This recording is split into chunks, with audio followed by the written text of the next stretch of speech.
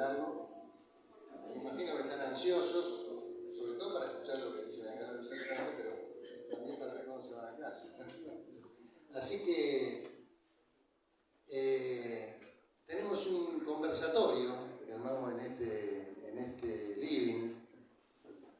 Y yo me tengo que corregir porque el año pasado dije que era de una persona a la cual felicité, porque me parece que es muy buena la idea, hace 3 años que lo venimos haciendo, y que hace que la cosa sea más descontracturada y permita llegar un poco más al fondo de las cuestiones que cuando uno viene con una presentación formal.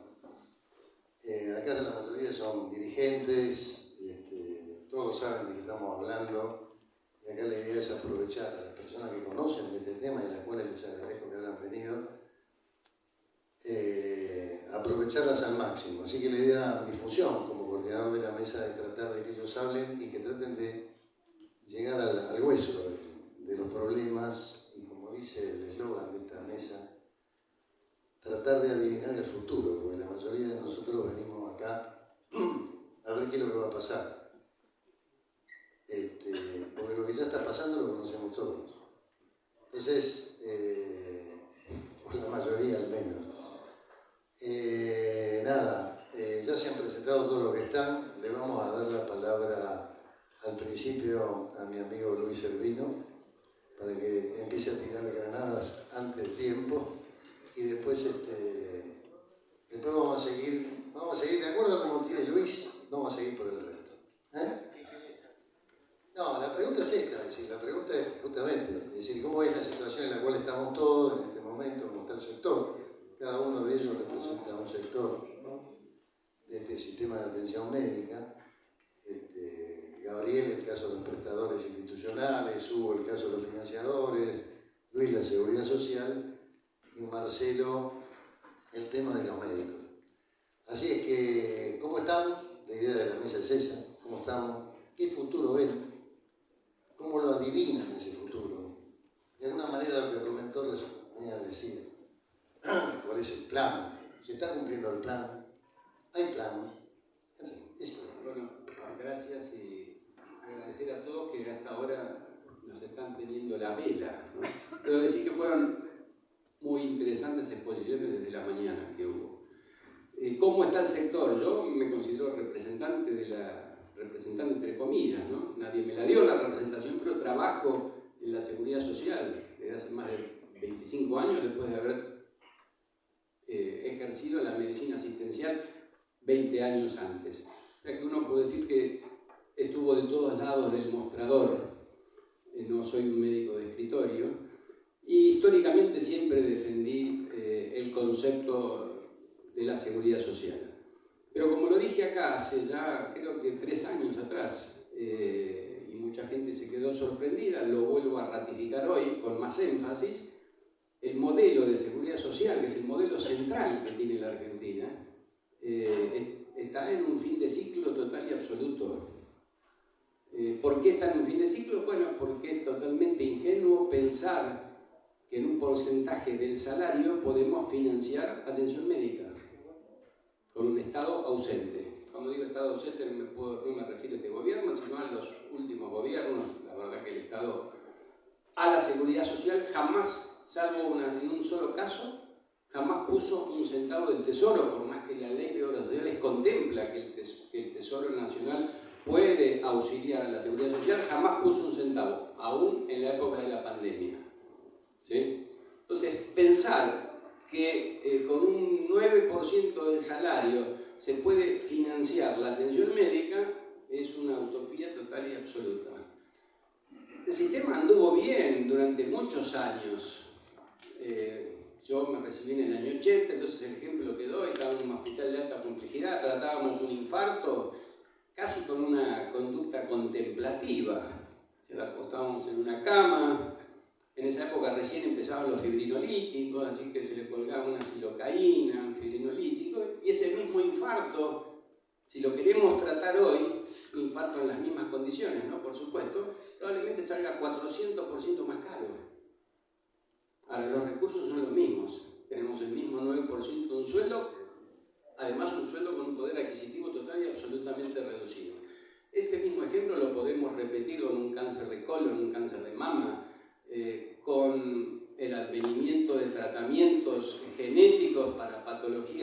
antes no tenían tratamiento y que hoy lo tienen, por suerte, ¿no? Porque muchas veces está la tendencia a decir, no, porque las nuevas tecnologías son el problema. No, gracias a Dios que existen las nuevas tecnologías.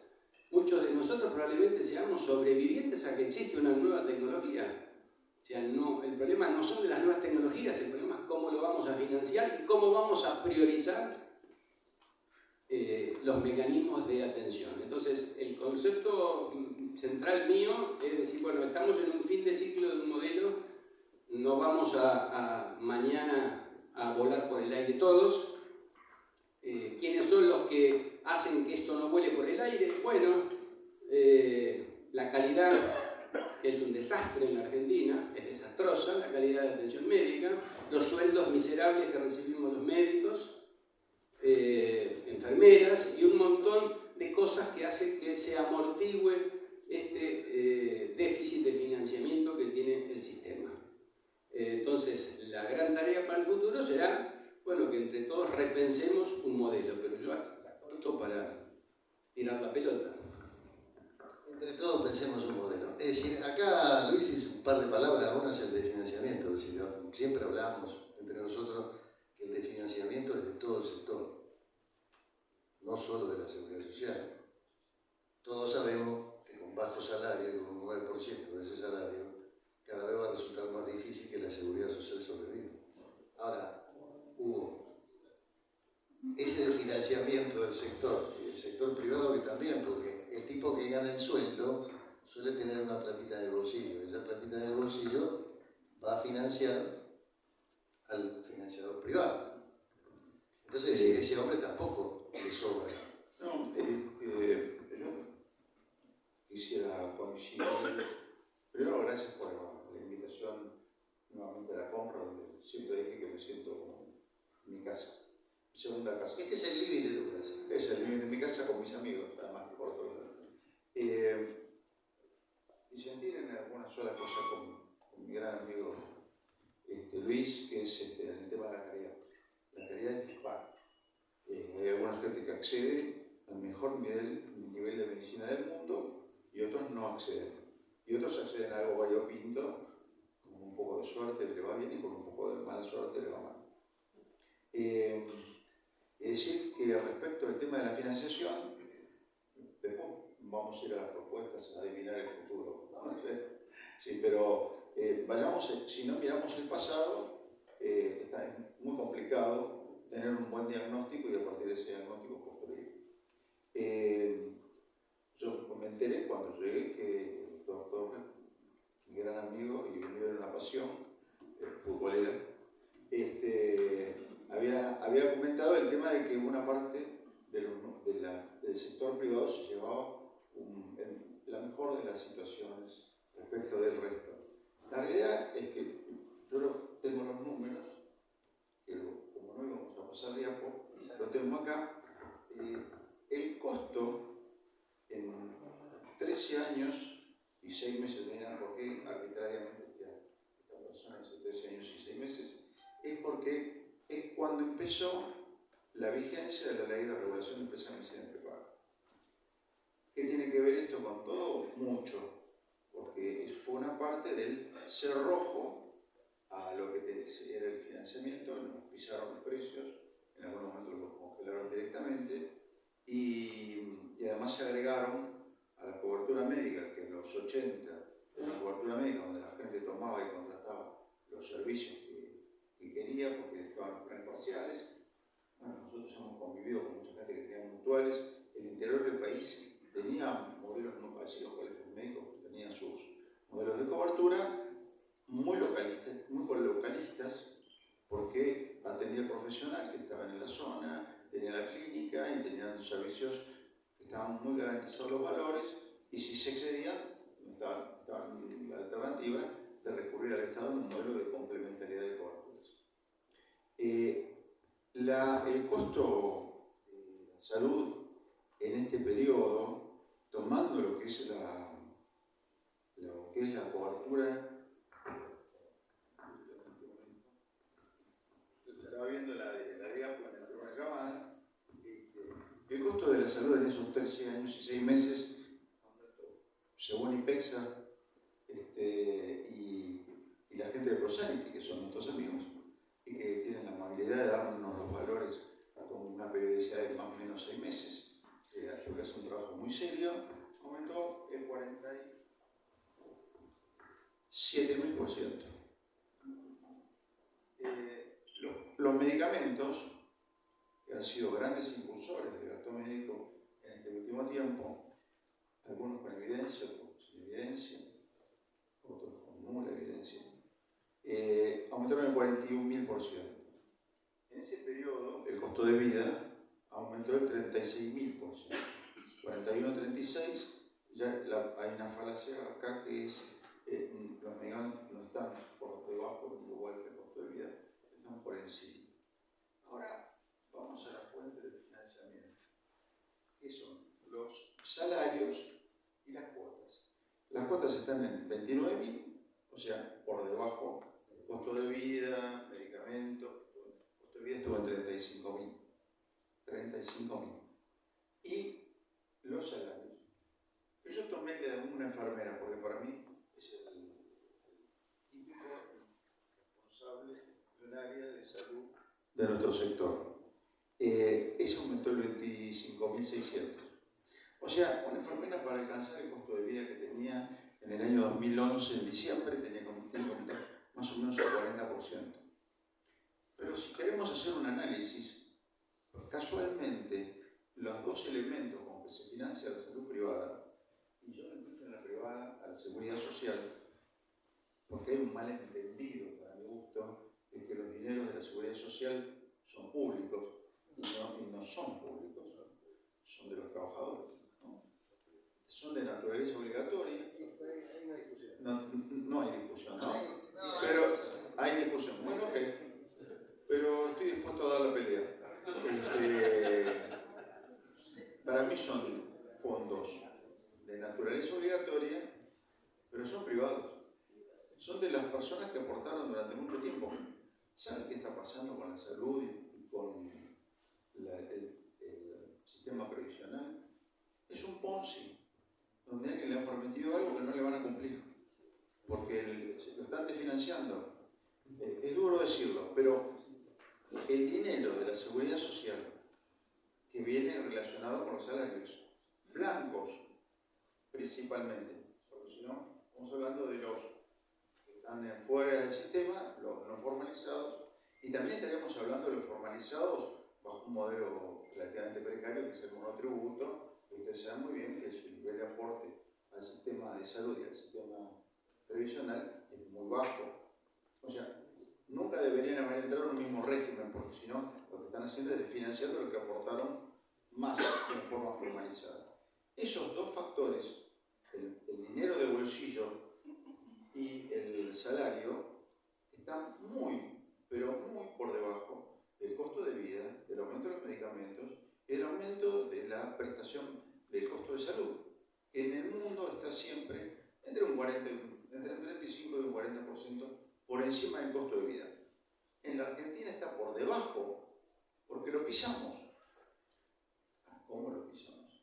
En los medicamentos no, porque les acabo de mostrar que aumentaron muy por encima de todo esto.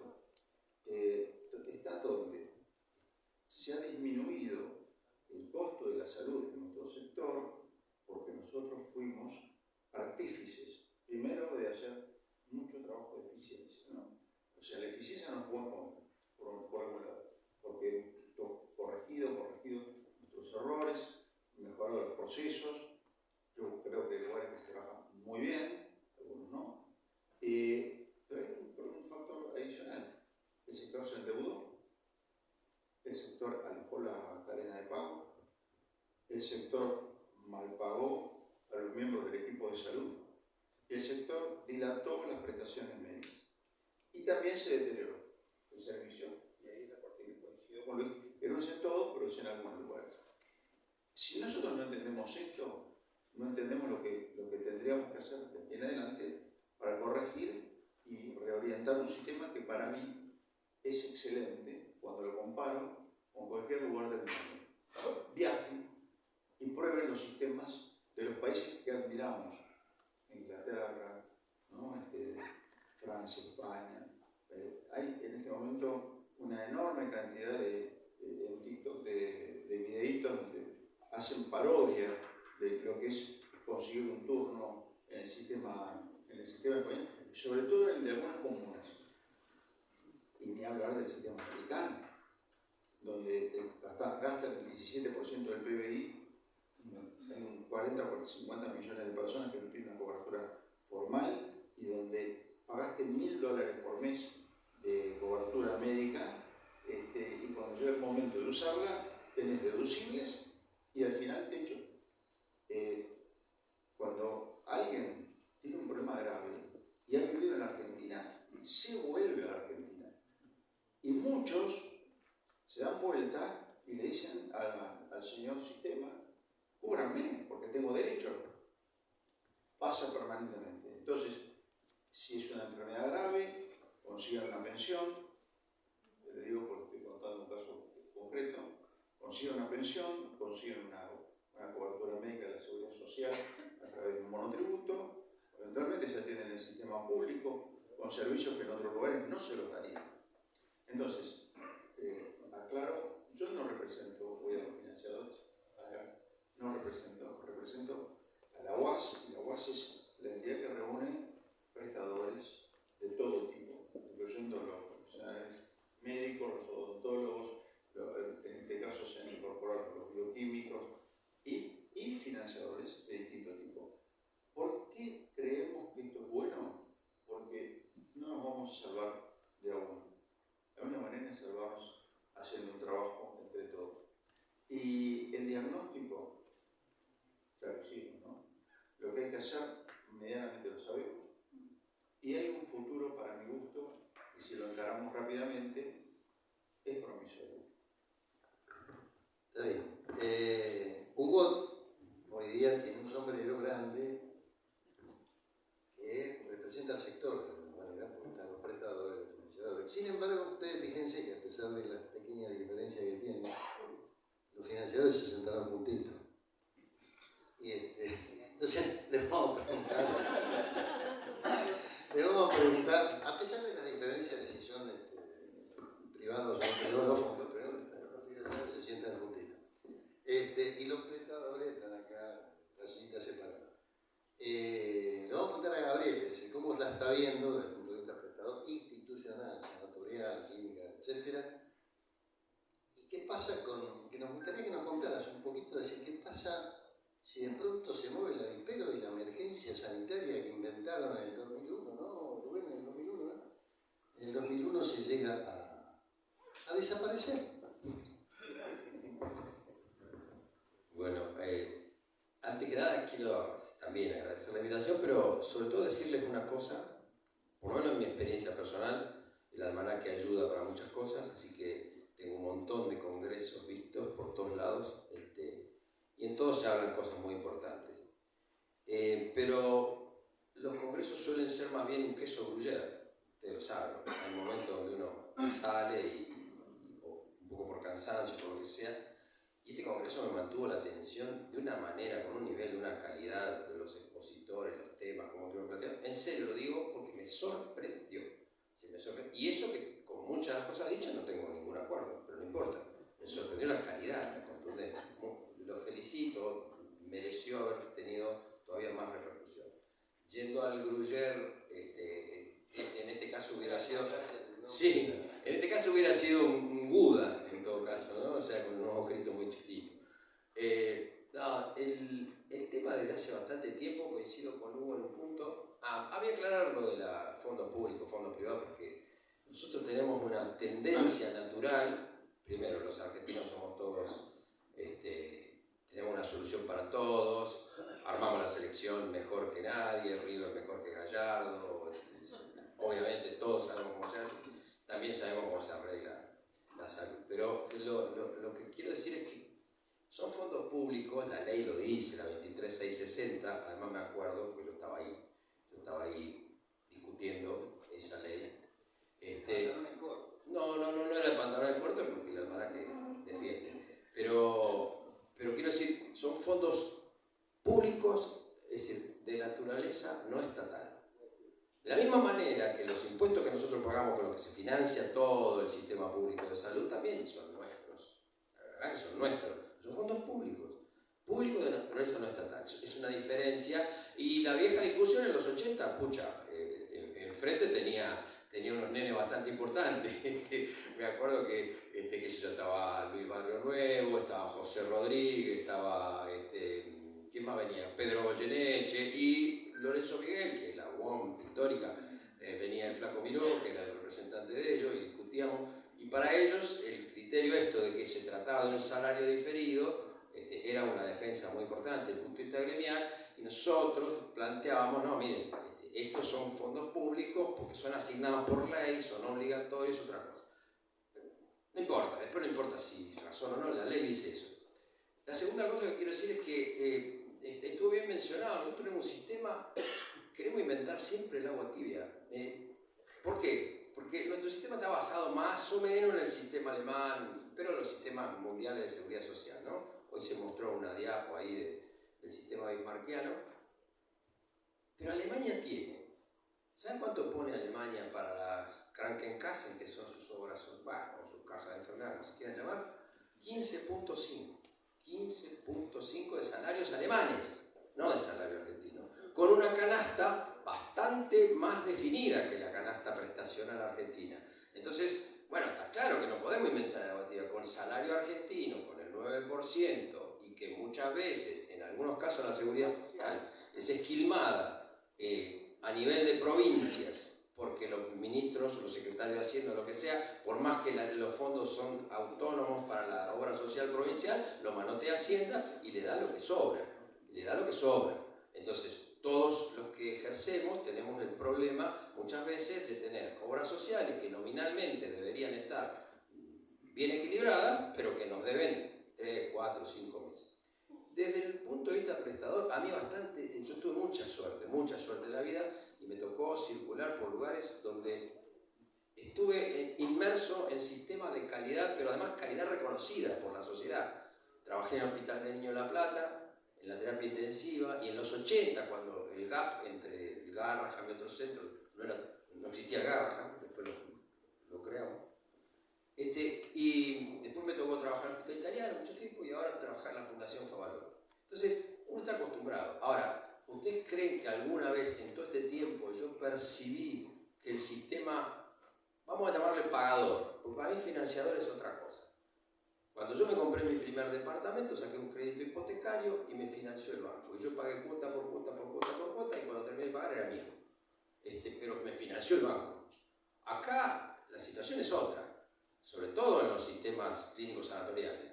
¿Por qué? Porque el que financia es la clínica de sanatorio, que le pagó al enfermero, al médico, la guardia, los insumos, etcétera, etcétera, y con suerte a los 30 días factura, y con suerte, mucha suerte, a los 30 días empieza a cobrar una cadena que se extiende 60, 90 y así. Y desde que salió la ley, y en esto coincido plenamente con Hugo, desde que salió la ley, la 26682 de medicina prepaga, es un desastre lo que pasó. Porque empezaron a regular las cuotas de la medicina prepaga, y el que pagó el pato de la sábana corta fue el prestador. O sea, la pirámide está invertida, absolutamente está invertida. Todos hablamos todo el tiempo del financiamiento, la estructura, la reingeniería de sistemas, etcétera, etcétera. Pero cuando hubo que tirar de la sábana, tiraron de la sábana desde 2011 para acá, y sobre todo se acentuó 2014 en adelante, se estiró la sábana del prestador. Y entonces el otro día, Jorge, en un evento que hubo acá también, vos mencionaste que en la provincia de Corrientes pagaban 3.000 pesos la consulta el Biocor, y no decía nada que se cobrara el copago, bueno, una cosa así, no decía nada que se cobrara el copago porque lógicamente, ¿qué va a decir? Si 3.000 pesos no es nada. Y hoy en día seguimos con el, bueno, ¿3.000 qué? 300 pesos. 300. No 3.000. 300. Peor. Entonces se invirtió. Gracias. Gracias, doctor, por la corrección. Sí, por eso digo. Bueno, algo así era. Yo no podía creer. ¿Cómo llegamos a esa situación donde el pago pasó a ser el copago? Y es lógico que sea así de alguna manera. Y tal vez haya que pensar alguna solución de esas características. ¿Qué futuro viene? Yo no sé, claramente que no lo sé. Tampoco sé si va a estar ahí, pero el asunto es otro. El asunto es que hoy se habló mucho, tangencialmente, pero se habló de la tecnología. Ya está puesta acá, ya está, todos nosotros estamos inmersos en tecnología. también es cierto que todo el tiempo le tiramos la bronca a un sistema que es excelente, y yo no tengo duda que en Latinoamérica, salvo San Pablo, en algunos centros de San Pablo, y no con la accesibilidad, aún con la falla que tenemos nosotros, salvo Colombia, en alguna medida de Colombia, y alguna cosa de Santiago de Chile, no hay nadie que nos pueda disputar la sudamericana, de ninguna manera. Es decir, nosotros tenemos un sistema de salud que tiene niveles de excelencia extraordinarios, y cualquiera de ustedes puede mencionar de sus provincias o de la ciudad de Buenos Aires no menos de 10 centros que saben que tienen nivel internacional al que acceden a través de una obra social o una prepaga razonablemente familiar. Entonces, ¿cuál es nuestra preocupación? Mi preocupación está dada porque nuestro sistema, directa o indirectamente, a través de la seguridad social, a través de lo que son los pagos de la familia, símil seguridad social, no me acuerdo bien quién era que escribía, no sé si era Boas o alguien así, que escribía de la seguridad social médica, hablaba, ¿no? Entonces, seguridad social médica incluía el sistema de prepago. Tiene que ver con los asalariados y con el salario formal. Y el salario formal, primero, no se ha creado desde hace bastante tiempo, se ha acentuado, por supuesto, 400.000 en diciembre y otro 1%, 0,9% menos en lo que va entre febrero y febrero, que es la última estadística oficial. Y lo que se va creando es el empleo, y acá voy a decir una cosa y la hago, es el empleo que culturalmente viene siendo validado, algo así por una especie de encuesta social, y es el empleo rápido. Entonces, está bien, los jóvenes quieren ahora hacer una cosa, no me metas al sindicato, no me metas todas esas cosas, no me pagues, ahora no quiero pensar en la jubilación, no quiero pensar en un pomo. ¿Por qué? Porque tengo una fortaleza, soy joven, soy eterno, no tengo nada que pensar, y está muy bien, y nosotros no lo vamos a cambiar. De hecho, no están acá. De hecho, hoy no están acá. Como generalmente no se acercan. ¿Por qué? Porque tiene una fortaleza vital increíble. Pero el asunto para nosotros, que somos prestadores puros, yo les voy a decir dos cosas. Nunca ningún esfuerzo de calidad sostenido, acreditaciones, categorizaciones, lo que sea, todas normas, guías clínicas, validaciones, premios, etc., jamás vino alguna entidad a decir, che, a ustedes les vamos a pagar un poco más porque ustedes consiguieron esto y merecen ser reconocidos. O lo haces por un camino alternativo, poniéndote de punta al sistema, o no lo haces. Y la segunda cosa, entonces, la calidad de la que hablamos, y se habló muy bien hoy, yo la verdad que quiero rápidamente tener toda la copia del Congreso porque voy a copiar a lo loco. Y la segunda cosa es que no se premia la calidad, pero por otro lado no se entiende que el sistema se está degradando hasta puntos donde se mencionó la falta de representación que va crecientemente desapareciendo. Lógico, si no puede defender un honorario digno, ¿sabe una cosa? Yo voy a mencionar una cosa y largo acá, y es bueno que no sea del aspecto de los médicos específicamente. Hay en la terapia de rehabilitación, después de grandes cirugías cardiovasculares o los pacientes pulmonares crónicos, hipertensión pulmonar, lo que sea, dependen mucho de la rehabilitación, es decir, dependen de los kinesiólogos, fisioterapeutas y rehabilitadores. Ahora, cuando viene un paciente POC severo a rehabilitación con un tanquecito de oxígeno y en la práctica lo hace en un marco absolutamente protegido y no exento de contingencias, imagínense la responsabilidad que tiene tanto el profesional licenciado o licenciada en kinesiología como el médico que supervisa ese centro médico. ¿Saben cuánto están pagando eso? Esas sesiones están pagando entre 5 y 7 lucas. Estamos todos locos. Y después yo voy a la peluquería, cada vez le ofrezco menos resistencia, y el tipo me sigue cobrando 20, 30 lucas, y es de barrio, les juro que yo no busco ni café ni nada. Bueno, paro.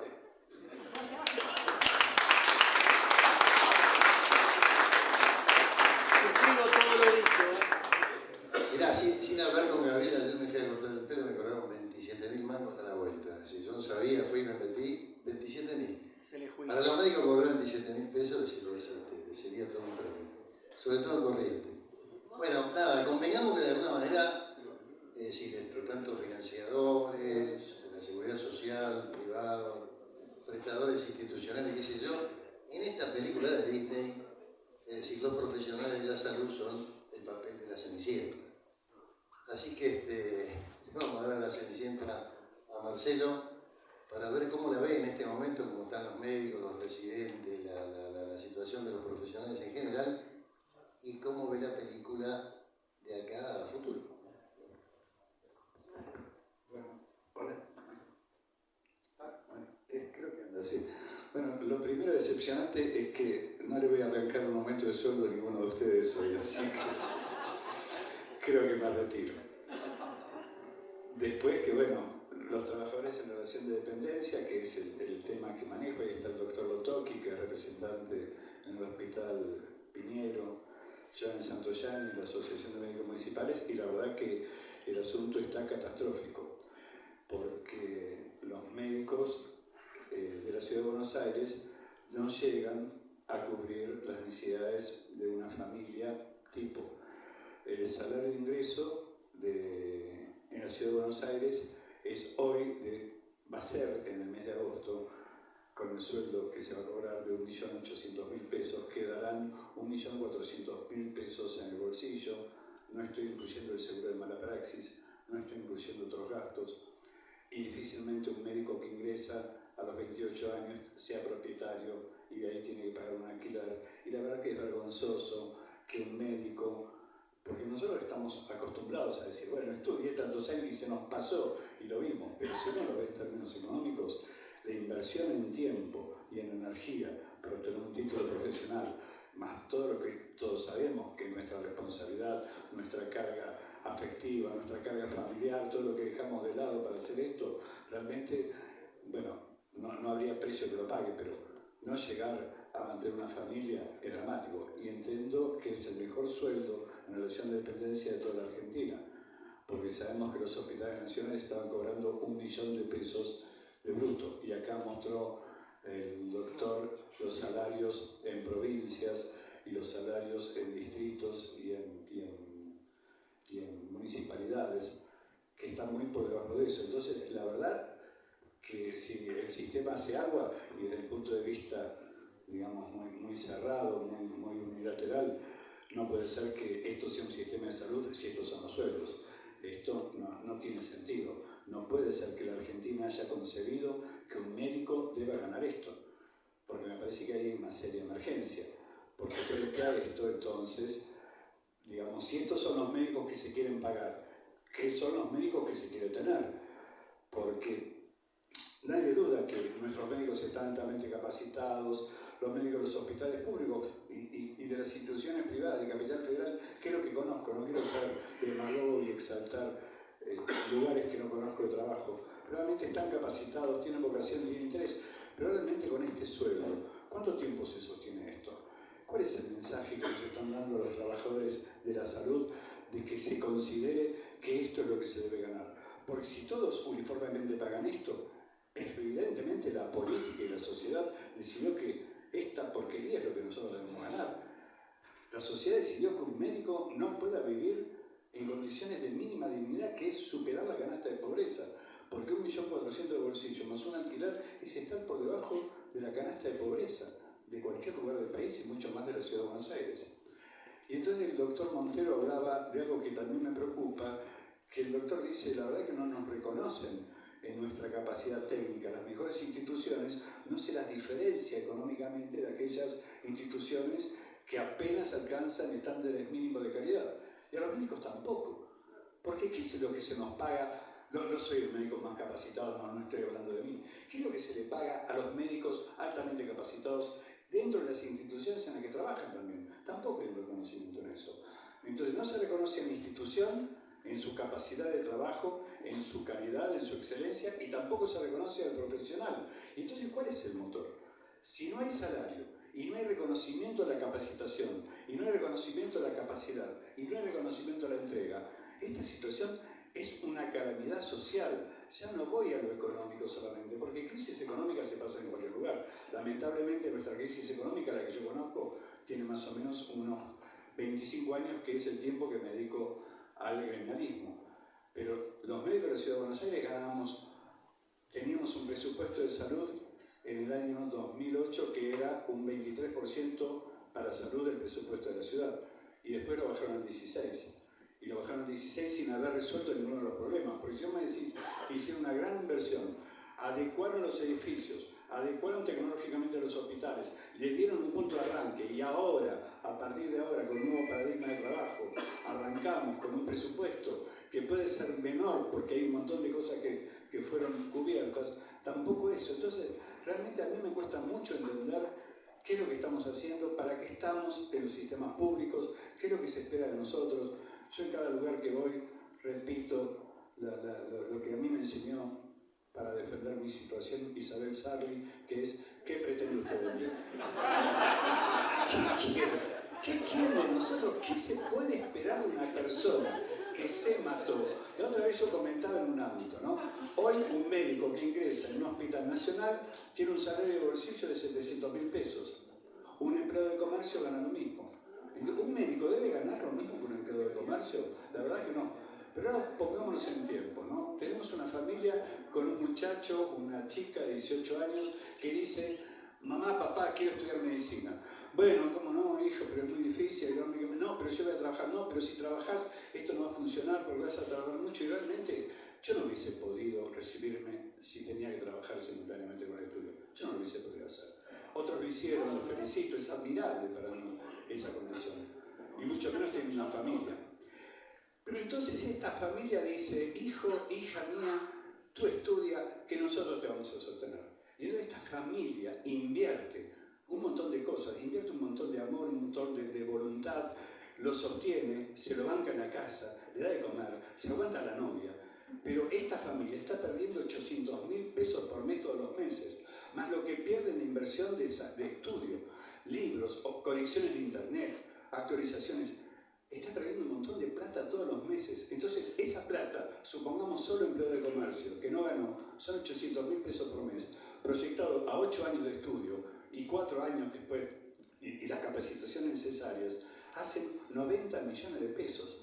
Después de hacer esta inversión de toda la familia, reduciendo su capacidad económica, cuando sale a trabajar, gana lo mismo que de no haber hecho la inversión. Entonces, ¿qué comerciante hace esto? ¿Qué comerciante agarra y invierte 8 años de su vida, agarra toda la plata que podría haber ganado, la pone en algo para después duplicar o triplicar esa inversión, para tener un recupero de esa inversión? Acá no hay siquiera recupero de la inversión. La plata que se utiliza para obtener un título universitario no se recupera nunca. Y probablemente cuando empieces a trabajar ganes menos que el empleado de comercio. Porque el empleado de comercio, después de 10 años, a lo mejor llegó a un puesto de conducción. Y el médico arranca como médico ingresante en el sistema público de la nación con 1 millón de pesos de salario y 800.000 pesos de bolsillo. Bueno, ustedes conocen la situación tanto como yo porque están en la misma profesión, pero digo, todo esto es, acá estamos todos, ¿no? Vinimos a comer el asado y nos tiraron 1 kilo de falta y nos miramos entre todos a ver cómo sobrevivimos con eso, ¿no? Pero yo, perdón, en lo particular creo que no hay forma de arreglar esto sino una clara consideración del rol del trabajador de salud y de la relación, digamos, en esta relación de empleo, para que tenga un sueldo que no sea, al menos como está ocurriendo, discúlpenme, que sea humillante como es ahora. Un sueldo que alcance para tener una perspectiva, para poder estudiar y para poder capacitarse y para poder enfrentar la vida familiar de una forma un poco relativamente digna. Nada más. Marcelo, gracias. Vamos a hacer lo siguiente. Le damos 5 minutos a cada uno para seguir con el tema, para ver qué proponen, cómo va el futuro. Y después lo abrimos a las preguntas del público, que seguramente van a ser muy enriquecedoras. Creo que hay una cosa que está el kilo de falda, que vos dijiste acá arriba de la mesa, es decir, que hay muchos comensales. Pero no están estos 5 solos que están acá arriba, todos ellos quieren comer también. Entonces, es decir, el tema es este. Da la sensación, yo no porque lo diga yo, sino porque lo he aprendido de mis maestros, que están algunos acá, en el caso de Rubén. Aquí hay un actor que para arreglar este sistema, para mejorar este sistema, es decir, está faltando, que es el señor Estado. Acá hace falta poner dinero. Y me parece que no hay ningún gobierno de los que yo conocí a lo largo de todos estos años que haya tenido la intención de poner el dinero en salud, para invertir en la prevención, Luis lo permanentemente está diciendo, para invertir en salud, no en atención médica, como vos decís permanentemente. Es decir, y un poco lo que decía Rubén Noel, ¿no? Es decir, acá en este gobierno actual, evidentemente, no sé si se sabe si hay un plan o no, pero uniéndolo con la mesa de Marcelo Mingo de hace un rato, es decir, lo único que hay, no solo de este lado de este living, sino de este lado de este living, es cierta incertidumbre. Porque yo, adivinando el futuro, creo que lo que más se nota es la incertidumbre. Y cuando hay incertidumbre, hay elucubraciones, hay fantasía, hay imaginación. Porque si uno no sabe qué es lo que va a pasar, no sabe lo que se tiene que preparar para qué. Entonces, yo quiero que de alguna manera, y esto de la introducción por esto, cómo manejar esa incertidumbre. Cómo manejar este retiro del tonto que se hace el Estado, que cada vez baja más su presupuesto y su participación en salud, porque si uno sigue los indicadores, todos los que están acá conocen, y la participación de los estados provinciales, nacional y municipal, a lo largo de los años, al menos lo que yo tengo de médico, fue bajando. Y la participación de la seguridad social y la participación del sector privado y del gasto del bolsillo de la gente fue subiendo. Entonces acá hay uno que se hace el tonto. La pregunta mía, es decir, Marcelo lo ratificó en la ciudad de Buenos Aires, el 25% del presupuesto, la cuarta parte del presupuesto de la ciudad más rica de la Argentina, es decir, se dedicaba al sector salud y la otro 25% a la educación. Es decir, ahora estamos en el 16%, evidentemente hay un libro que se llamaba ¿Quién se robó mi queso? ¿No? Se llamaba ¿Quién se robó mi queso? Luis. Bueno, yo de los 5 minutos voy a usar la mitad para contestar en disidencia lo que se habló anteriormente. Porque siempre decimos, che, estamos todos de acuerdo en el diagnóstico. Yo creo que no estamos todos de acuerdo en el diagnóstico. Acaban de escuchar ustedes. No, el sistema argentino bárbaro. Yo digo, de los que está acá, ¿quién se atiende en el hospital público? Alguien de los que está acá, en los últimos 5 años alguno se operó, salvo los que trabajan en el hospital. Los que trabajan en el hospital, saquémoslo. Bueno, hay uno. A ver, muchachos, nos damos teniendo prepaga, ¿eh? Escúchame, algunos nos damos vuelta a los que estamos acá y seguramente se van a empezar a caer los carnets de las mejores medicinas prepaga que accederemos. A ver, no soy obcecado, ya sé que tenemos instituciones espectaculares, el hospital italiano es muy bueno, el CEMIC es muy bueno. ¿Hay 10? ¿Hay 20 instituciones que son brillantes? Sí, yo no estoy hablando de esas 20 que no tenemos dudas que hasta han tenido la aprobación de la Joint Commission. No estamos hablando de eso, estamos hablando de la salud en forma global. No, pero que en España es malo y la gente putea y en Francia también. Señores, científicamente la salud se mide con indicadores. Si no, uno cuenta peras y otra manzana. Entonces, a mí me gustaría que en la Argentina tuviéramos los indicadores de España, de Francia, aún de Inglaterra. No, pero no los tenemos. La mortalidad infantil en la Argentina es una vergüenza y la materna es peor todavía. Entonces, ¿de qué salud? ¿De la salud de quién hablamos que estamos tan bien? ¿De los que estamos acá? ¿Del segmento ABC1? Que con la cuota de la medicina de su obra social va y paga una cuota aparte y se hace del italiano, del CEMIC o de OSDE, como la mayoría probablemente de los que estamos acá. Entonces, no hablemos más de eufemismo, pensemos en la salud del 40% de la gente que no tiene nada. ¿Está? Porque si seguimos con eso, ¿no? Que acá en Argentina estamos bárbaros y seguimos pagando un sueldo de mierda a los médicos, ¿de qué estamos hablando? ¿Qué cambio vamos a lograr? Si está todo tan bárbaro como todos dicen que está todo tan bárbaro. Tan bárbaro para el segmento ABC1 de la población, que somos, qué sé yo, 3,5 millones que van y vienen a Miami, que llenan en Semana Santa en la costa. Los demás no estamos así, ¿eh? Entonces pensemos un poquitito que ya en el diagnóstico no estamos de acuerdo. Segundo tema, que obviamente el Estado está ausente desde hace años, no es un problema de este gobierno. Este gobierno lo que está planteando es una cosa, en la cual uno puede estar de acuerdo, que es que la Argentina es un país federal y debemos respetar el federalismo. Por lo tanto, más recursos no va a haber con este gobierno o con el que venga. Por lo tanto, hay 2 o 3 cosas que ya lo publiqué, son una nota, digamos, se pueden mejorar muchísimo, cosas sin plata.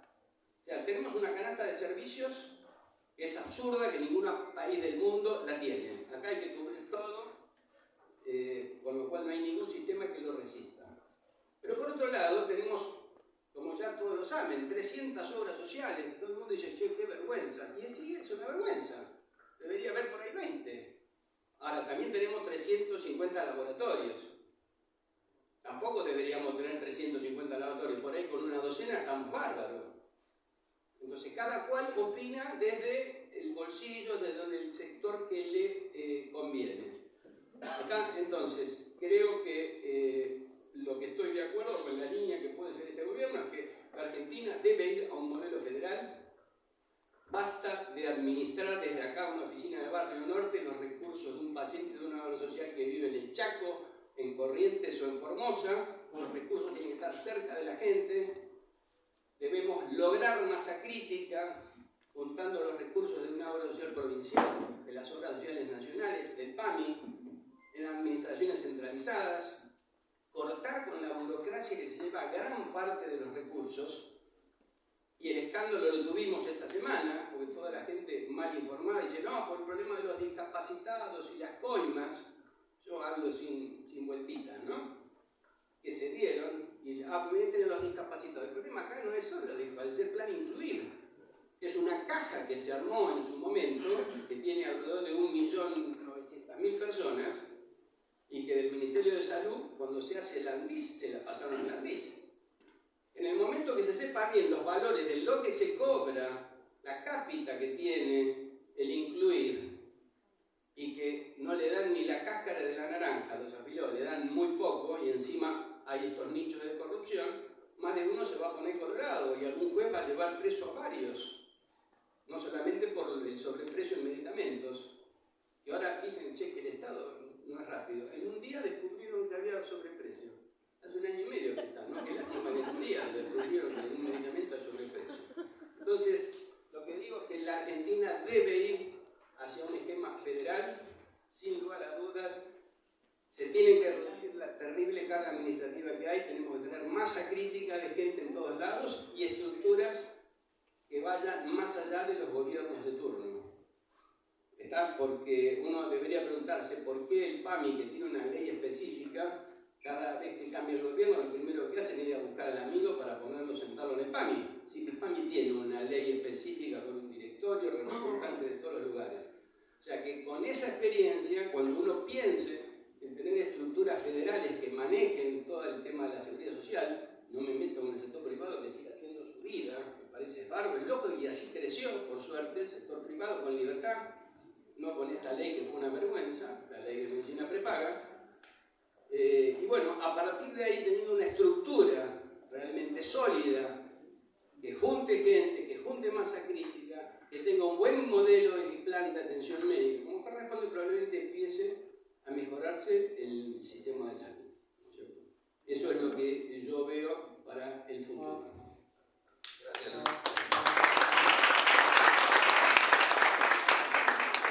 Hugo. No, una cosa relacionada con esto, después arrancar con un poco un panorama de lo que creemos que puede pasar con nuestra salud y con nuestro país. Primero y principal, para hacer un buen diagnóstico y llegar a un consenso, no tenemos que escuchar. Yo creo que cuando uno habla de que tenemos el mejor sistema, hay que aclarar que es para los que acceden, no para los que no acceden. El país tiene una deuda muy grande con un 30 y 35% de la población que están fuera del sistema, que no tienen un sistema formal de cobertura. Cuando se habla de una canasta prestacional, hay que hablar de una canasta prestacional con el acompañamiento de un modelo de atención.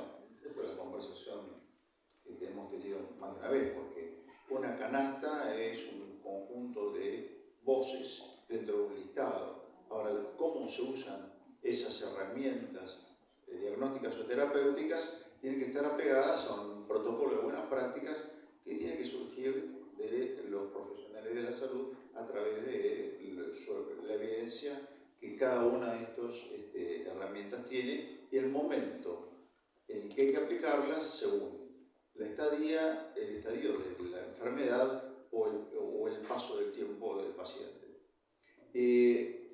A mí me parece que, como Luis siempre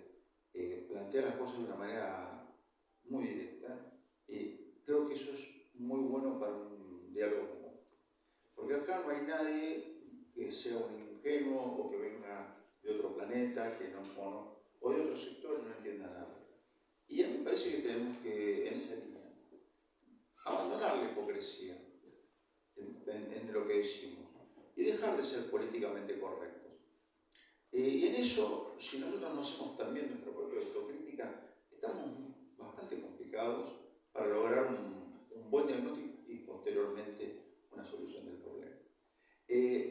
Lo que pasa con el sistema de salud es lo que le pasa a la sociedad argentina. No somos ajenos, ¿no? Y buena medida de las cosas muy propias que le pasan al sistema de salud son errores no forzados nuestros.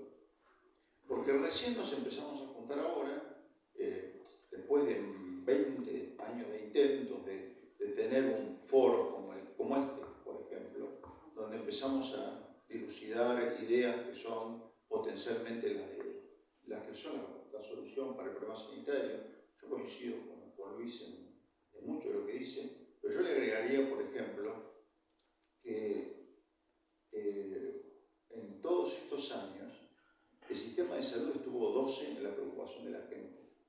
¿Por qué se van a preocupar por nosotros, los funcionarios públicos o los legisladores? Si la preocupación está en otro lado, recién ahora empezamos a estar en estas últimas 2 semanas, yo lo dije ayer en una reunión, en el top 10 por la corrupción. Porque antes lo que estaba primero eran los problemas económicos, la inflación, y la corrupción venía tercero, cuarto, y nosotros 12. Recién ahora empezamos a hablar de los problemas que tiene el sistema sanitario por denuncia de corrupción, y cualquiera de nosotros sabe que este modelo es corrupto de hace décadas. Y que lo que estamos viviendo es la consolidación de un modelo estructuralmente corrupto. Ahora, cuando hay corrupción y cuando hay ineficiencias, ¿de dónde creen que sale la plata? De nosotros. Y cuando hace muchos años, yo me acuerdo acá, presidente de ACAMI, o parte de ACAMI, en un congreso en Córdoba, yo planteamos por un trabajo que se hizo, que para mí fue extraordinario, porque se unió el sector público, de la seguridad social y el privado, sin fin de lucro, durante un año, y sacamos lo que llamaba una iniciativa de Plan Nacional de Salud. Y cuando lo planteamos, me tocó explicar la parte de estructura económica financiera y le decía dónde están todos los ahorros que se pueden hacer sin deteriorar la calidad, sino mejorando la calidad. Porque más prestaciones no es mejor calidad, está claro. Y cuando terminé le dije, ojo, miren que cuando uno hace modelos de eficiencia y produce ahorros por la eficiencia, no es inocuo. Si yo logro, y no estoy diciendo un número cualquiera, 30 y 35% de ahorro en el gasto de salud global de nuestro país, sin deteriorar la calidad, sino mejorando los procesos y mejorando la calidad de atención percibida y real de la gente, hay 35% de dinero que no le llega al bolsillo de alguien. Y ese alguien no está contento. Y ese modelo, nosotros lo hemos convivido con él durante todos estos años. No hemos levantado la voz lo suficiente, nos hemos juntado simplemente cada vez que hubo un espanto, ¿no? El nuevo amor. Y en este momento me parece que estamos en una situación algo mejor, porque me parece que encontramos algún grado de, no consenso absoluto, porque de hecho no lo hay, pero consenso en algunas cosas. Hay un modelo espurio basado en la justicia, con lo que es el juicio de todo tipo. El juicio de la cobertura de medicamentos en tratamiento de alto precio, todos ustedes saben muy bien, algunos que no tienen aprobación de la ANMAT y entran por el modelo de uso compasivo, y que tiene a la industria detrás detectando a los pacientes y convocándolos para que a través de una acción judicial se demande a la compañía. Hay algún médico que firma, sea, para que veamos que está la transversalidad de la corrupción, que uno le parece inocuo porque dice, ¿cómo me va a llegar esto a mí? Llega, el rebote llega. La corrupción que hay en el modelo laboral, la industria del juicio laboral, el otro día me causó gracia, me dio pena, estuve a punto de acompañarlo con un pañuelo para que se secara las lágrimas, cuando Gil Lavedra dijo que no se podía estigmatizar a los abogados. Hoy, felicitaciones a los abogados en su día, hoy, porque los abogados laboralistas se estigmatizaban al decir que ellos eran impulsores de la industria del juicio laboral. La industria del juicio laboral funde pymes y destruye la línea de explotación de las empresas grandes. ¿Quién quiere tomar gente hoy? Nadie. Entonces el proceso virtuoso de dar trabajo, díganme si los que trabajan en instituciones de salud, no es gratificante formar gente, incorporarla, y además justamente en salud, que nosotros podemos ser la solución del problema laboral, porque nunca se va a agotar la necesidad de gente que ayude, contenga y cuide a otros. Bueno, ese modelo, hoy me preguntas a mí, no quiero tomar a nadie. Si se va alguien, trato de no reponerlo. Y temo, porque vivo arriba de un pasivo laboral, con los profesionales médicos que han trabajado bajo el modelo de locación de servicios durante 35 o 40 años y el último día piensan que nosotros los hemos estafado y nos entra una demanda por relación de servicios, de relación laboral encubierta. Entonces, ¿cuál es la parte positiva? Primero, que hemos dejado de ser, hemos dejado de estar enfrentados unos con otros. Y a pesar de que las diferencias, sabemos que tenemos un enemigo común que tenemos que resolver, que es la subsistencia del sistema. Porque los sistemas tienden a broquelarse cuando ven amenazados la continuidad. La otra es, que no es menor, hay un modelo de la tecnología que viene en nuestra ayuda, que nos va a ayudar a reducir procesos que no agregan valor y que, si ustedes me preguntan, primero, no se preocupen porque viene indefectiblemente. Y segundo, no es para sacar el trabajo del equipo de salud, es para que el equipo de salud pueda trabajar mejor y más cerca de la gente. O sea, si logramos después convencer al Estado de que participe, digo, esta conversación la tuvimos varias veces, el Estado se retiró en el 2012, con la ley, nos transfirió a los pacientes que estaban enfermos y los mayores sin poder trasladarlos a la cuota. Pero en el año 96, la diputada Carmen Massa de Moró, y lo digo con todas las letras porque ese día, en una noche, con un artículo, le transfirió las responsabilidades públicas al sector privado, homologándolo con la Seguridad Social, con un PMO que en esa época no era el PMO de ahora, por supuesto, que hoy es absolutamente poroso, por decirlo de alguna manera. Ese día, el Estado se sacó de encima los oncológicos, los pacientes con HIV, y se lo trasladó al sector público, el sector privado, que es, en definitiva, una traslación a los bolsillos de la gente, porque ¿qué hace la medicina prepaga? O la seguridad social. O la seguridad social está peor todavía, porque tiene un techo que es el aporte y contribución. La medicina prepaga aumenta. ¿Y hasta dónde aumenta la medicina prepaga? Primero, después en el 2012, tuvimos control de precio arbitrario, indiscriminado, no avalado. Pero el límite es el bolsillo.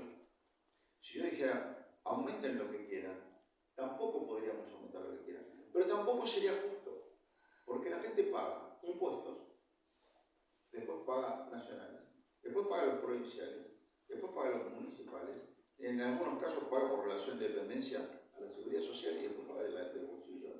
No, me parece que hay algo que no. Si logramos lograr lo podemos lograr un modelo de mayor eficiencia y una transparencia y un asumir del rol del Estado en una tarea que nosotros no podemos hacer, que es la de decir que no. O sea, la priorización de los recursos es un rol que el Estado no puede delegar en los privados, porque los privados están cursados de sus propios intereses. Entonces, ahí es donde tienen que estar. No tienen que estar en el resto, pero ahí tienen que estar. Si hacemos eso, en 20, 30 años vamos a andar bien.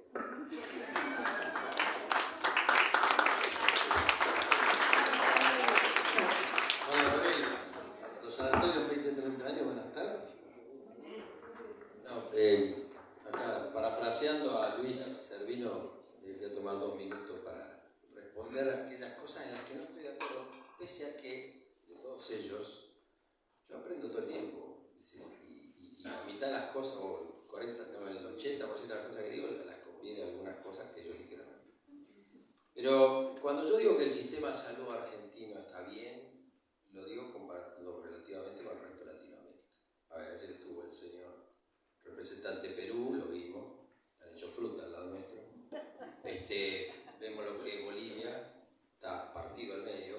Vemos que Brasil tiene, vuelvo a decir, Brasil tiene zonas donde no llega nada, ni un guardapolvo blanco de un agente sanitario.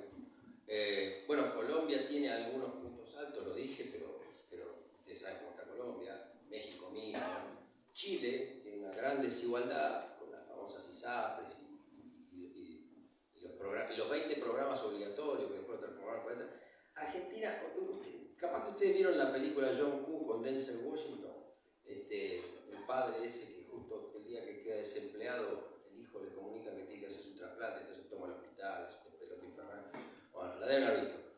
Y otra película que vimos bastantes y que yo la ponía en las clases en la Facultad de Medicina de Salud Pública era el Psico de Michael Moore, que mostraba pedazos de gente que se caía en la indigencia absoluta porque no podía pagar medicamentos, etc. Bueno, ninguna de esas 2 películas se puede filmar en Argentina. Porque el hijo del cartonero Báez, si nace con 650 gramos, tiene una neonatología garantizada. Y si la hija mayor tiene la desgracia de pincharse rescatando en basura en un contenedor y pescarse una hepatitis fulminante, tiene un trasplante hepático garantizado. Y nadie se muere en lista de espera de trasplante hepático en Argentina. Y quiero decir, y además de eso, tengamos en cuenta que el Estado no se retiró del todo, O sea, ojo, Marcelo está en Santoyani.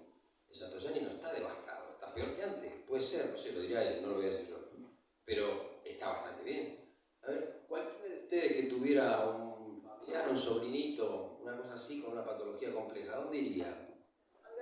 Bueno, bien, entonces ese público, ese no está en cualquier lado, a ese llegan todos. Y ¿saben qué? Yo vengo del Ludovica, y en La Plata todavía las 4x4 paran en el Ludovica, atienden los chicos y después recién ven si lo van a internar en alguno de los muy buenos clínicas que hay en la ciudad, porque saben que la concentración está de materia gris asistencial está allí. Pero sigamos. A ver, el cruce es una creación. Si acá hay alguien del sur, el SAMIC de Río Gallegos, el SAMIC de Calafate, entonces, vuelvo, si hay algún mendocino, el NOTI, la cantidad de chicos atendidos, esperen, y no se crean que con esto estoy diciendo está salvado el sistema. ¿Saben qué pasa? Para mi criterio, con el sistema de salud, la gente lo percibe, sobre todo la gente cuando nos juntamos en estos foros, como el Goicoechea, el que tiene que atajar los penales que le patea a la sociedad. ¿Por qué? Porque es cierto que nosotros tenemos una mortalidad infantil que es 3 veces más alta en el NOA que en la Ciudad de Buenos Aires. Ahora, ¿cuánto es la indigencia más alta en el NOA que en la Ciudad de Buenos Aires? Entonces es esperable que una sociedad que tiene tal nivel de injusticia tenga un sistema de salud que apenas alcanza para atajar los penales que la sociedad le patea y no lo va a revertir. Y la solución de la inequidad de la Argentina no la va a hacer el sistema de salud. El sistema de salud tiene mucho por mejorar. Yo también coincido en eso. La otra cosa que yo quiero decir es que muchas veces tomamos frases, y hoy se habló algo de esto, centralización, descentralización, ¿por qué no achicamos las obras sociales? Está claro que una obra social con 2.500 personas no tiene razón de ser, porque actualmente no se puede sostener. Pero en Japón, que no tiene un mal sistema de salud y está basado también en seguridad social, son 3.200 seguros. 3.200. Lo que pasa es que tiene una normatividad razonable que hace que todos jueguen más o menos el mismo juego. Y el tema en Alemania llegaron a ser 300 Kranken. Entonces, bueno, ahora es cierto, la fusionaron mucho, son 110. Entonces, no nos comamos tampoco la fraseología de que eso es lo que está mal. A mi criterio, lo que nosotros tenemos que mejorar son otro tipo de cosas. Es decir, nosotros tenemos por delante un desafío que es monumental. Y cuando a mí me dicen juntarnos para hacer todos juntos, qué sé yo, ya me pega el almanaque por un costado que no debería pegarme. ¿Por qué? Porque desde que salió 2011 la ley de medicina prepaga y demás, cada vez que había que aumentar a los asalariados de los hospitales privados, de los hospitales públicos, cuando venía Sanidad a hacer la negociación, nos juntábamos todos, porque había que ir a pedirle al ministerio de turno, sea cual fuere, que había que aumentar de alguna manera la cuota en la medicina prepaga para que se pudiera de alguna manera afrontar las instituciones privadas, los salarios de los trabajadores de sanidad. Bueno, íbamos todos juntos, explicábamos por qué el conflicto que se armaría si no se reconocía que había que tener un aumento. Cuando bajábamos, las prepagas se daban vuelta y decían, bueno muchachos, ahora el 10% que nos dieron para ustedes es el 8% el mes que viene. O sea que yo hago caja con el 10 y un 2 de por vida y ustedes se la bancan. Y siempre era así. Entonces, ¿qué fue pasando? Se fue deteriorando cada vez más la capacidad prestacional, es decir, los recursos que tiene el sistema, y entonces empezó a pasar algo que antes no pasaba. Y es que los talentosos del sistema empezaron a emigrar del sistema y a buscar otras alternativas. Las provincias que limítrofes tienen, en el caso de Mendoza, alguna alternativa se van. Pero acá se están yendo al sistema que conocimos todos.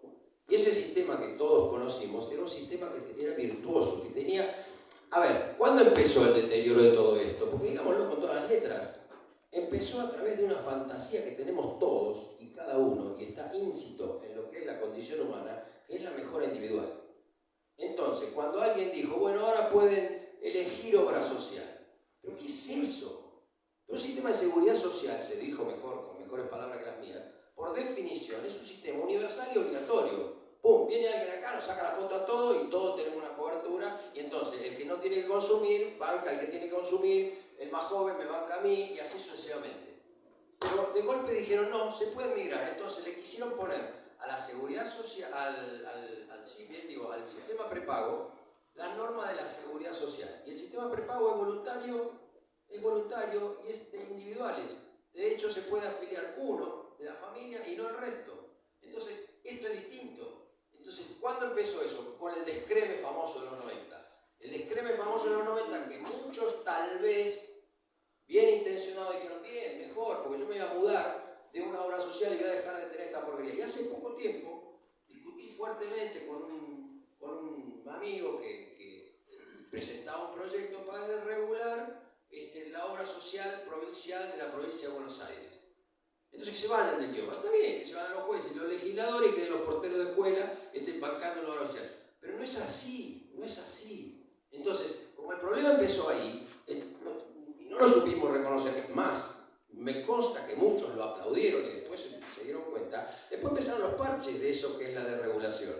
Parche por acá, parche por allá, hasta que ahora dijeron, bueno, saquemos la intermediación del medio.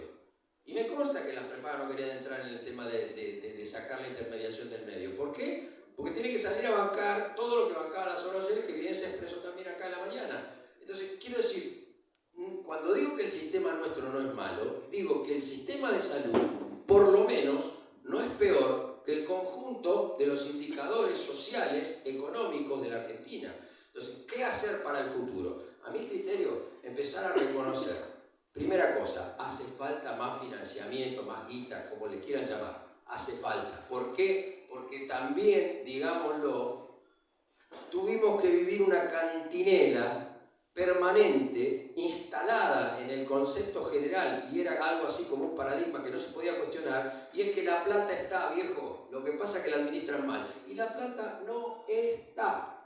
¿Por qué no está? Porque para la expectativa, salvo que nos transformemos en un país con un vínculo a las normas que hoy no existe, porque incluso cuando se dice esto no se va a cubrir, no se cubre, pero por la vía de un amparo sí se cubre y entonces hay que bancarlo.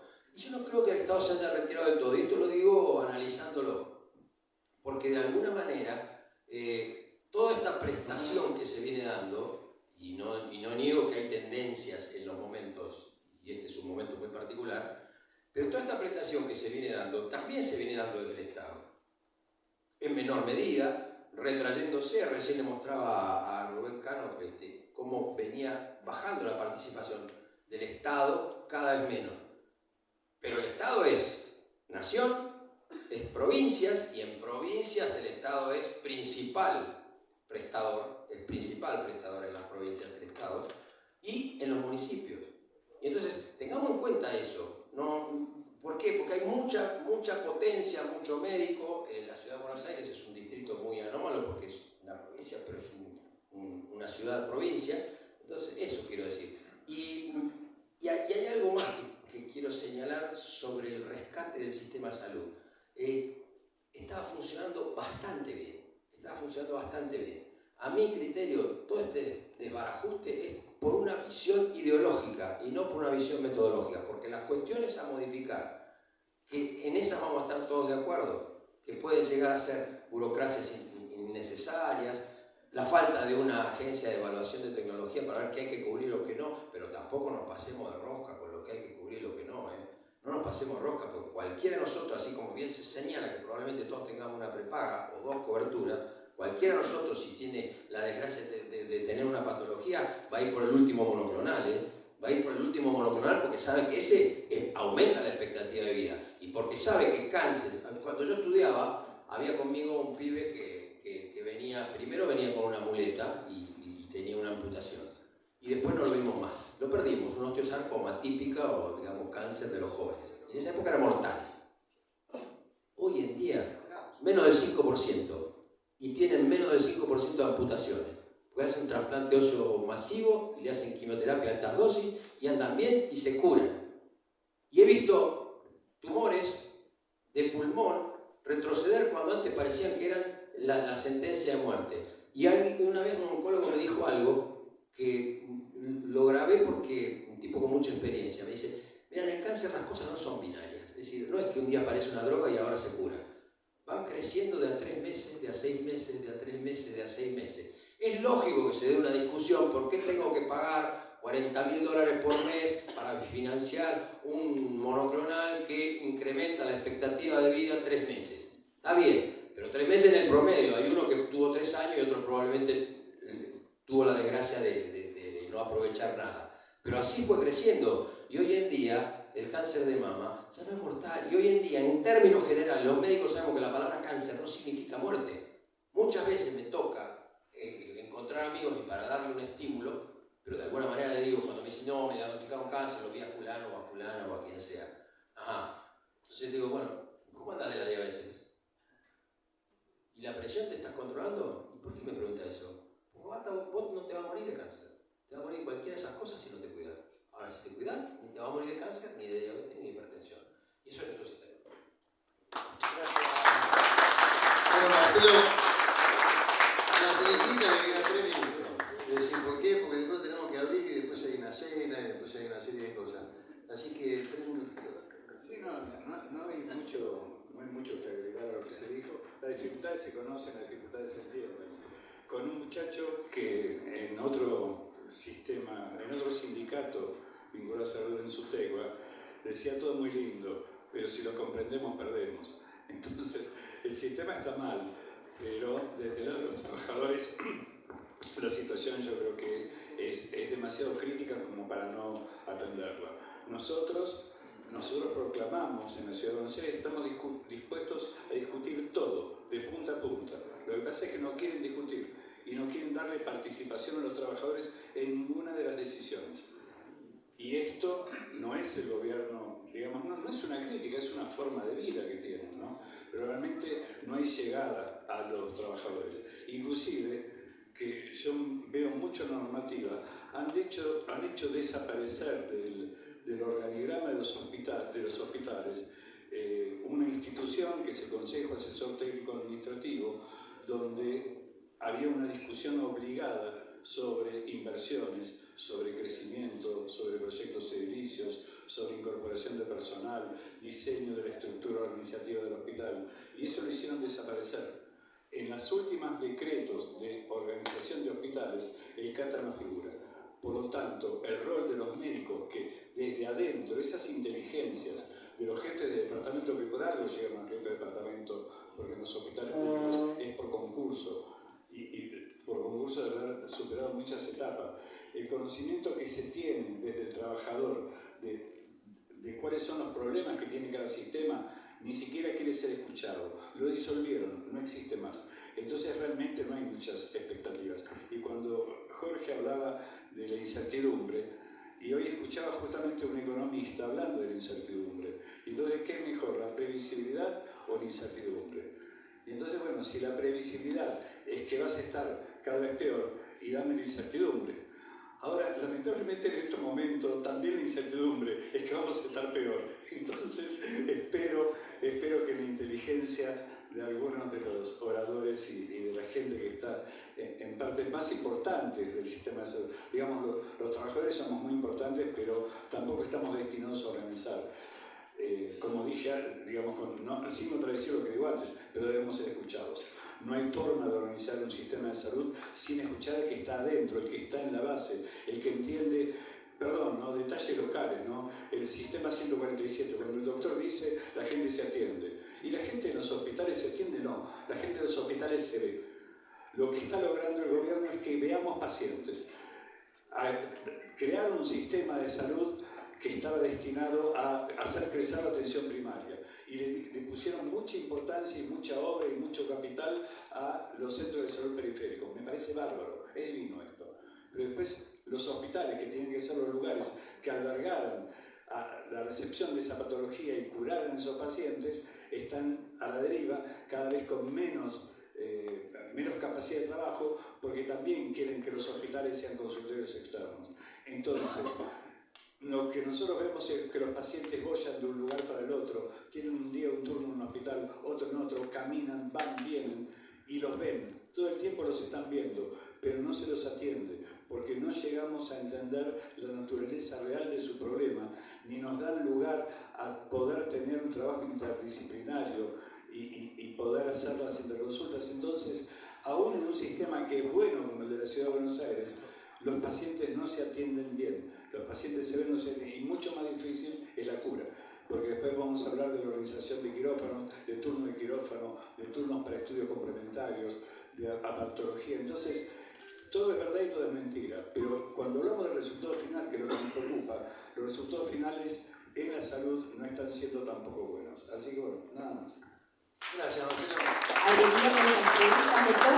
Sí, abrimos 10 minutos. Graciela. Bueno, felicitaciones a todos, muchísimas gracias. Yo quería preguntarles qué piensan realmente. El financiador del sistema no es el beneficiario y el usuario realmente. En algún momento del debate, ¿pensaron la cuota, el aporte y contribución de los trabajadores? La plata que puede tener una persona para pagar la cuota de prepaga, el pago de los coseguros. ¿No tendríamos que enfocarnos en los trabajadores y en los usuarios para que tengan más ingresos, para que puedan pagar una salud?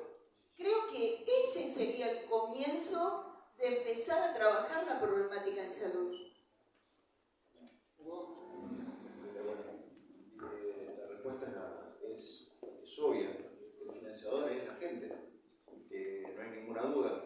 Lo hace de distintas maneras, a través de los impuestos, de contribuciones o pago de bolsillo. Argentina es el único país de Latinoamérica que no bajó su gasto de bolsillo desde el año 55 hasta ahora. Todos los demás países lo bajaron. Cuando hasta ahora hemos hablado mucho de los recursos sistema hay que dotarlo de recursos, y porque aunque hagamos todo bien, los gastos en salud van a seguir subiendo. Además porque están de alguna manera influidos por un comportamiento de la sociedad que tiene que ver con el envejecimiento de la población y la caída de la natalidad. O sea, estamos generando poblaciones que en el mediano plazo se van a ir transformando, ya son mayores de lo que eran antes. Tenemos una población de más de 60 años muy importante y esto va a crecer, y no vamos a tener jóvenes para poder reemplazar y financiar a los adultos y enfermos. Pero hay una tarea muy importante para hacer, que es con el costo. Hay una responsabilidad que nosotros, sobre todo los que tienen algún grado de injerencia en la conducción, los profesionales la tienen más acotada, porque lo que tienen que hacer es hacer bien su trabajo. Pero los que tienen la conducción de las organizaciones tienen una alta responsabilidad, porque son responsables de fondos de terceros, que los administran porque los demás confiaron en ellos. Y esto no es una cosa menor. Y hay una enorme cantidad de gastos que tiene el sistema que serían evitables simplemente por burocracia innecesaria, simplemente por corrupción, que la tenemos, y además muchas veces por ineficiencias. Ahora, esas ineficiencias que tiene el sistema están sustentadas primero en una falta de normas claras.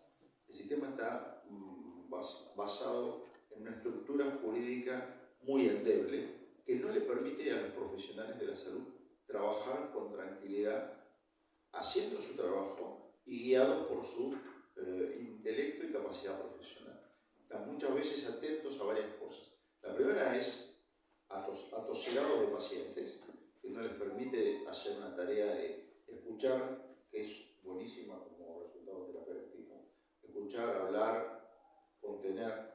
Y la otra es porque tienen miedo al modelo de la mala praxis, que por ahora está atenuado, pero sigue. Entonces, un señor que lo tenés delante tuyo, lo estás escuchando, y todo el tiempo te insiste, hágame una tomografía, y vos le decís, el médico piensa, la verdad que no da, tendría que mandarlo a la casa y volver prontamente, eventualmente, si tiene algún síntoma que empeora, en un momento haces marcha una tomografía. Y así, con los exámenes de laboratorio, y así con los pedidos de los medicamentos, nuestra sociedad está absolutamente medicalizada, con el costo de los medicamentos que viene por añadidura y que se lleva hoy en la República Argentina aproximadamente el 40% de la torta de un financiador, ¿no? Que se llama medicina prepaga. Esto antes era entre el 15 y el 20%. De una torta que creció poco, algo se llevó el doble. Bueno, no hay que ser matemático de premio Nobel para darse cuenta que el dinero se lo sacaron a alguien. Y ese alguien son los otros factores, especialmente los humanos, que están dentro del sistema de salud y que para mí son los más valiosos del sistema, más allá de las paredes y de la tecnología.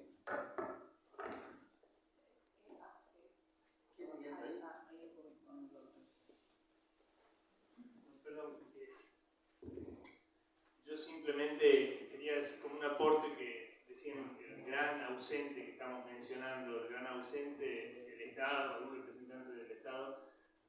¿Qué otro factor de fuerza podemos tener? Yo creo que otros dos grandes ausentes para pensar son, porque ¿qué otra cosa nos puede dar fuerza, aparte de juntarnos entre nosotros? Es la opinión pública, ¿no? Cuando vimos en los gráficos que mostraban que subió el problema de la salud es siempre a través de una crisis, a través de cuando sale la corrupción, cuando se muere alguien, cuando el Garrahan. Entonces creo que otros dos actores que habría que pensar acá, uno es los medios de comunicación, o sea, periodismo, cómo podemos nosotros instalar en la agenda pública que una ciprofloxacina sale 500 pesos, pero el Estado la paga 10, 20, 30 veces, no el Estado, sino quien la pague. Y otro, la tecnología no solo desde la inteligencia artificial para el trabajo médico, sino se explica en el mundo occidental en los últimos 10 años, ningún gobierno sin pensar en las redes sociales y en los algoritmos, cómo podemos también nosotros hacer uso de la inteligencia artificial y de los algoritmos para instalar en lo que más cambia hoy la opinión del ser humano, que son los algoritmos. Bueno, usar esa fuerza para nuestro beneficio. Dejo esa pregunta también para futuros.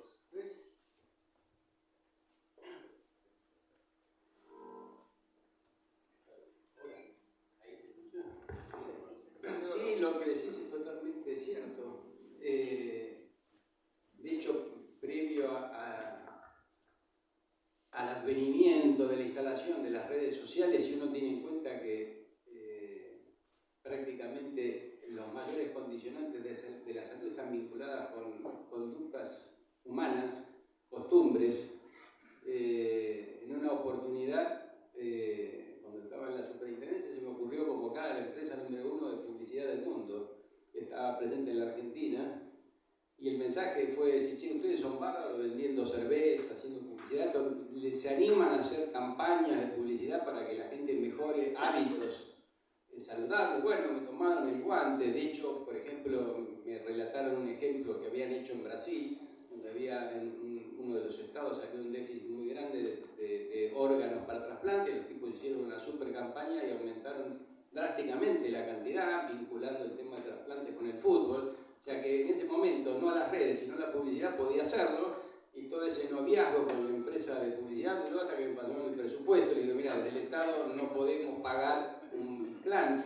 desde el Estado, desde un organismo público, pero sí se podría hacer tranquilamente, trabajar científicamente con la mercadotecnia actual, agregando ahora el impacto que tienen las redes sociales en cambiar todos estos determinantes de la salud, que son mucho más importantes que lo que nosotros hacemos desde el ámbito médico, porque nos guste o no, nosotros hablamos de lo que hacemos nosotros, que es el acto médico. El acto médico tiene con toda la furia un 15, un 16, un 18% en la salud de una población. Todo lo demás no depende de nosotros, depende de otros niveles de decisión. Vos decías, el Estado no está. Bueno, fundamentalmente el Estado en sus poderes, porque lo que se llama eficiencia de primer orden depende de nuestro Congreso, cuando deciden y levantan la mano si tanta plata va para defensa, va para salud o va para lo que sea, ¿no es cierto? O va, por ejemplo, para hacer red de aguas, la mortalidad.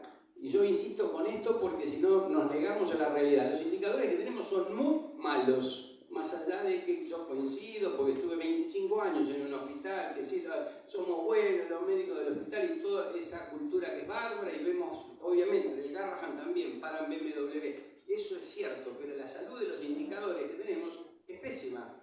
Uno de los indicadores pésimos que tenemos es lo que se llama mortalidad por unsafe water, que es agua en mal estado, falta de agua potable y cloacas. Y eso lo decidimos los médicos, no, se decide, es lo que se llama eficiencia de primer orden, se decide en el Congreso de la Nación, que los señores están viendo otra cosa, salvo cuando se ponen todos de acuerdo para votar la paparruchada esta que fue la ley de medicina prepaga, que levantaron toda la mano. Entonces, nosotros necesitamos realmente que nuestros legisladores tomen conciencia que si no se hacen cambios de fondo, que son los que realmente impactan en la salud, vamos a estar dentro de 20 años discutiendo exactamente lo mismo. Así que coincido con lo que decías.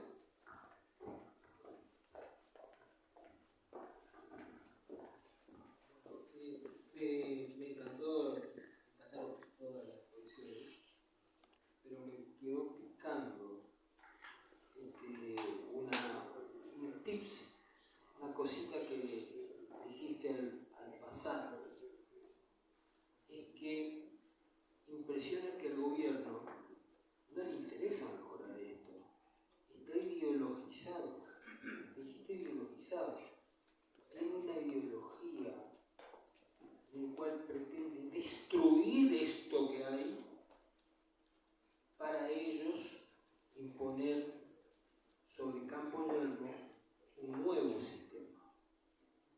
Esto la gente no lo puede saber, pero sí la gente lo percibe. Y entonces por eso gran llamador fue la movilización por la universidad pública, donde los médicos y los estudiantes, pero fundamentalmente de medicina, tuvieron una participación muy interesante. La familia de los estudiantes que vieron que sus hijos no iban a poder continuar estudiando. Entonces, una cosa es cuando vos ves el peligro muy lejos, una cosa es hablar del león y otra cosa es verlo venir. En este momento, unido, bueno, está bien, este gobierno quiere otra cosa, etcétera, etcétera. Y ahora nos enteramos que hay un nicho de corrupción. Entonces allí todo el mundo empieza a explicarse. Desde entonces, de hace 2 meses, 3 meses a esta parte, siento como que el gobierno perdió la iniciativa. Como que hay una atonía. Ya no hay respuestas por los medios, ya Dorni no comenta nada, y no es casual que ese empuje casi provocador que tenían hasta hace poco haya desaparecido. Entonces, quisiera de manera muy imprudente preguntarte si vos tenés la misma sensación o alguno de los muchachos del panel al respecto. Obviamente que en lo individual yo coincido, pero además no lo voy a hacer largo, pero cualquier organización humana, cualquiera, sea un kiosco, un emprendimiento cooperativo, una organización cooperativa mutual de salud, una clínica, un sanatorio, un gobierno, cualquier organización humana tiene 3 planos de análisis. El de la ideología, la idea, la misión, el de la estrategia y el de la gestión. A veces a uno le parece que ha tenido coincidencias en los pensamientos sobre los objetivos, o mejor, más que los objetivos, los propósitos, y sin embargo la estrategia podría ser o hipercentralista, y en ese sentido somos un país federal y las provincias tienen su esencia y nadie va a resignarlo. Nos costó una guerra civil de más de 30 años en la Argentina hasta que aceptamos ser un país federal.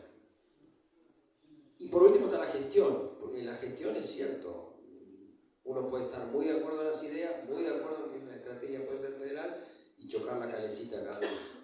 Yendo a esto, yo tengo una sensación dual.